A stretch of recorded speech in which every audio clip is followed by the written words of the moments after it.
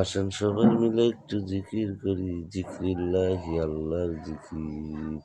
আমরা জিকির করব কেবলমাত্র আল্লাহর নামে।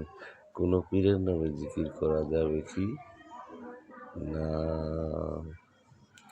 মুসলমানের জবানে সর্বদাই থাকতে হবে আল্লাহু আকবার, আল্লাহু আকবার, সুবহানাল্লাহ, আলহামদুলিল্লাহ, লা ইলাহা ইল্লাল্লাহু মুহাম্মাদুর রাসূলুল্লাহ সাল্লাল্লাহু আলাইহি ওয়াসাল্লাম। অযথা কথা বলে অযথা মোবাইলে গান বাজনা দেখে সময় নষ্ট করব না মুসলমান। না জানি মৃত্যুর ফেরেশতা কার পিছনে চলে আসতেছে।